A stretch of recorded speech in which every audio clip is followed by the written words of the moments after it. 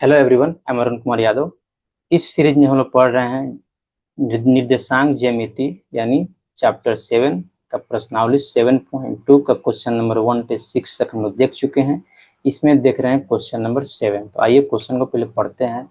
बिंदु ए के निर्देशांक ज्ञात कीजिए। ठीक है, जहां ए बी एक वृत्त का व्यास है, ओके, जिसका केंद्र 2-3 है तथा बी के निर्देशांक 1,4 है। आइए पहले इसको ड्रॉ कर लेते हैं। तो ड्रॉ कैसे करेंगे? पहले हम वृत्त लेते हैं।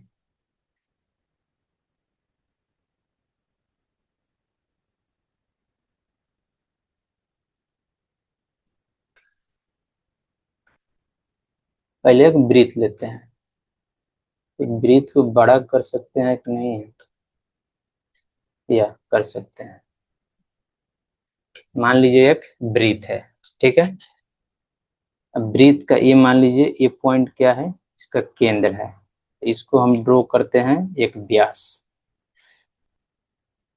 ये हो गया व्यास, हो गया व्यास ए बी जो दिया हुआ है, यानी ए वाला ए बी। तो इसका हम वैल्यू लिख देते हैं। ए है, ये बी है।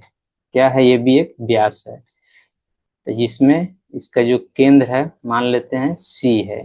तो केंद्र का कोऑर्डिनेट दिया हुआ है 2-3 और बी का कोऑर्डिनेट दिया हुआ है 1,4।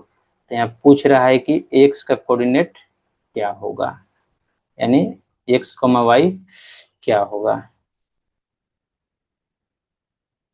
तो कैसे निकालेंगे? हम जानते हैं कि किसी वृत्त के व्यास को, उसका जो सेंटर है उसको दो भागों में बांटता है, यानी व्यास को केंद्र उसको दो भागों में बांटता है। इसलिए क्या हो जाएगा? 1:1 हो जाएगा। तो कौन सा फॉर्मूला लगेगा? x1 + x2/2 या y1 + y2/2। आइए शुरू करते हैं हल। क्या देंगे यहाँ पे?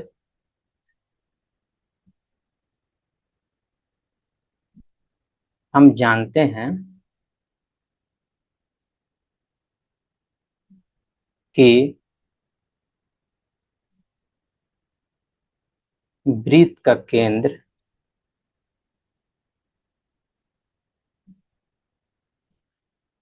उसके व्यास को, यानी जो ए बी यहाँ पे व्यास है, दो बराबर भागों में बांटता है।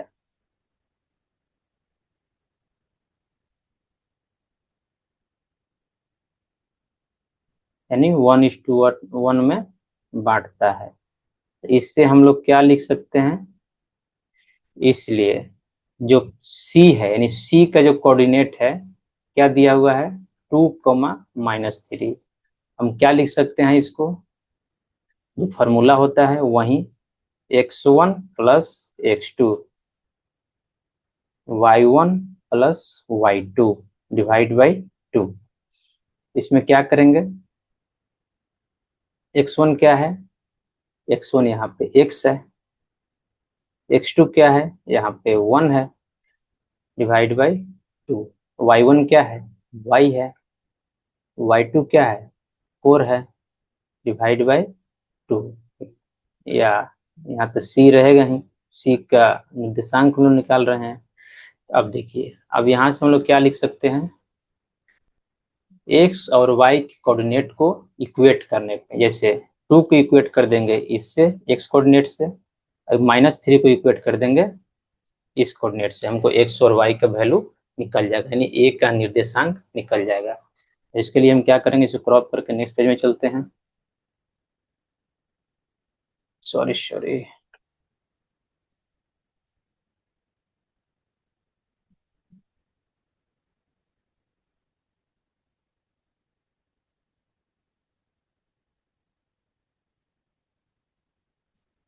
बस यहाँ पे कंसेप्ट याद रखना है कि जो त्रिज्या होता है, जो व्यास होता है, उसको जो केंद्र होता है वृत्त का, उसको दो भागों में बांटता है। लिखेंगे अब, लिखेंगे अब x तथा y निर्देशांक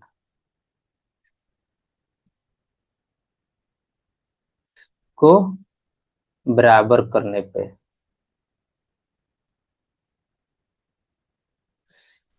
क्या मिलेगा हमको, x और y का वैल्यू मिल जाएगा। कैसे, यहाँ लिख देंगे 2 इक्वल टू इसका x कोऑर्डिनेट प्लस उसका x कोऑर्डिनेट तथा अब इसका y कोऑर्डिनेट यानी 3 equal to y plus 4/2, sorry -3 है, -3 इक्वल टू वाई प्लस 4/2। यहाँ से क्या लिख देंगे, 2 उस साइड जाएगा तो गुना हो जाएगा, 2:2 x प्लस 1, या यहाँ पे क्या हो जाएगा, -3 नीचे 2 है, ये जाएगा तो गुना में हो जाएगा, y प्लस 4 बचेगा। सिमिलरली उस लाइन को यहाँ पे लाते हैं, 2:2 4 हो जाएगा इक्वल टू x प्लस 1 रहेगा। ठीक है, या 4 1 उधर जाएगा माइनस हो जाएगा इक्वल टू x, या 3 इक्वल टू x, इसलिए x क्या आ गया, 3 आ गया। अब ई वाला लाइन को लेते हैं इसको, तो क्या है यहाँ पे, -3 इंटू 2 क्या हो जाएगा 6, इस साइड है y प्लस 4 तो ऐसा ही रहेगा, -6 -4 इस साइड आएगा -4 हो जाएगा, उधर y ऐसा ही रहेगा, ये हो जाएगा -10 इक्वल टू y, इसलिए y क्या हो जाएगा, -10। तो -10 ये क्या है, ये a का निर्देशांक है, a का निर्देशांक कितना हो गया, 3, -10।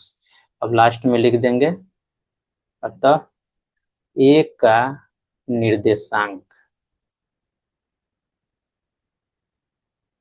a का निर्देशांक 3, -10, 3, है। यही मेरा आंसर हो गया। यदि आपको वीडियो अच्छा लगा हो तो please like share and subscribe the channel. Thank you.